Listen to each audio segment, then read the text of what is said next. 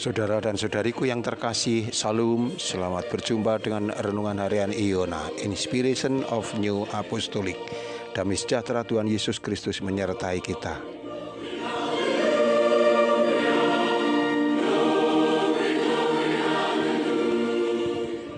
Kita membaca firman Tuhan dari Injil Yohanes pasal 10 ayat 4. Jika semua dombanya telah dibawanya keluar, ia berjalan di depan mereka dan domba-dombanya itu mengikuti dia karena mereka mengenal suaranya.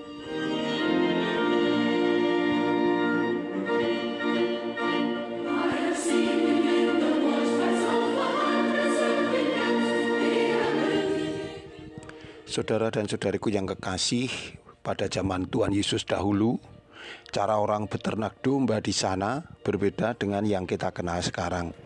Pada malam hari, domba-domba yang begitu banyak jumlahnya itu dikumpulkan dalam sebuah kandang yang dikelilingi pagar.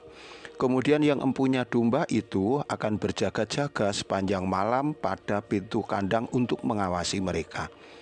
Dan ketika pagi hari tiba, gembala akan memanggil domba-dombanya dan kemudian menuntun domba-domba miliknya itu ke padang rumput. Dalam perumpamaan yang sedang kita bahas kali ini, Tuhan Yesus memperkenalkan dirinya sebagai gembala yang baik dan umatnya yang telah ditebus sebagai domba-dombanya.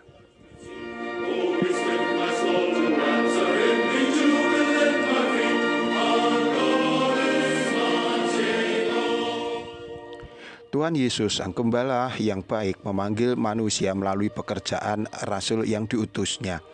Domba-domba itu mendengar suaranya dan percaya, kemudian mendekat kepadanya. Ini terjadi saat manusia digerakkan oleh Roh Kudus mau percaya dan memberi diri mereka dibaptis atau dilahirkan kembali melalui air dan roh. Suara Sang Gembala selalu memanggil atas dasar kasih dalam setiap ibadah kebaktian. Undangan ini dimaksudkan agar manusia mau mengikuti pengajaran-pengajaran dan teladan Tuhan Yesus. Ketika Yesus memanggil, maka orang harus datang kepadanya. Artinya mereka harus mau beranjak dari tempatnya semula dan menuju kepada Dia. Orang harus mau meninggalkan segala sesuatu yang tidak bersesuaian dengan kehendak Tuhan. Bisa jadi itu adalah pendapat-pendapat pribadi mereka, kecenderungan-kecenderungan mereka, kebiasaan-kebiasaan mereka, adat istiadat mereka, dan masih banyak yang lainnya. Cara Yesus menolong orang yang percaya bukan dengan melenyapkan segala sesuatu yang mengganggu kehidupan mereka, bukan dengan cara mengubah dunia mereka, tetapi sebaliknya, orang itulah yang kemudian diubahnya. Orang itu tidak dibiarkannya menjadi serupa dengan dunia ini, tetapi diubahkan menjadi manusia yang baru, yang kemudian Tuhan Yesus sendiri memimpin mereka masuk ke dalam kerajaannya. Yesus memanggil manusia yang percaya, dan itu termasuk engkau dan saya, untuk meninggalkan kawanan-kawanan domba yang lain yang tidak kita kenal, kelompok-kelompok yang tidak setujuan dengan kita. Ini artinya kita tidak ingin menjalani hidup hanya dengan cara mengikuti kekuatan-kekuatan besar, kelompok-kelompok dengan jumlah massa yang banyak yang ada di sekitar kita. Ini juga berkaitan dengan pandangan hidup, gaya hidup, tren, pengajaran-pengajaran tertentu yang tidak bersesuaian dengan Injil. Maka kita harus menjaga jarak dengan mereka.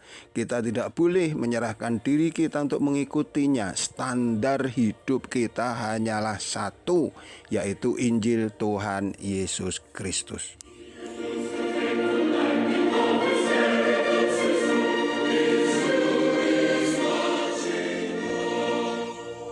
Saudara dan saudariku yang kekasih, Yesus mengasihi kita. Ia memanggil nama kita. Itu artinya Tuhan mengenal kita dengan sempurna. Akan masalah-masalah kita, gejolak batin kita, tangisan-tangisan kita, Tuhan tahu. Dan Tuhan bersiap hendak menolong kita.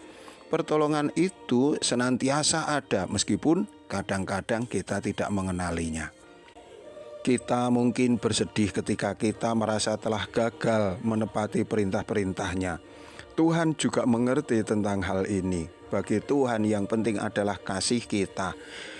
Patuh kepada Tuhan artinya melakukan perintah-perintah Allah atas dasar dorongan kasih kita kepadanya, bukan karena takut kepada sanksi atau hukuman-hukuman. Karena kita mengasihi Yesus, maka marilah kita rajin memeriksa sikap hidup kita dengan teliti, dengan jujur. Apakah kita telah menempatkan Yesus pada tempat utama? Ini ditandai bahwa segala perkataan dan juga perilaku kita mencerminkan kehendak-Nya. Allah memanggil kita untuk masuk dalam persekutuan dengan Dia, tetapi juga dengan saudara-saudari kita. Ini artinya kita harus mau dan tetap mengusahakan kerukunan, baik di dalam keluarga maupun sidang jemaat. Allah memanggil kita bukan karena Ia memerlukan kita, melainkan karena Ia mengasihi kita.